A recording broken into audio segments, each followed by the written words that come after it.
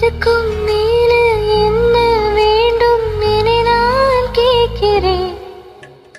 இருவியில் இதயம் தூங்க தினசரி உன் கனவாய் வாங்க இனிவளின் இரண்டாம் பாகம் நீ அல்லவா. பேசும் மழையே நனைய வரவா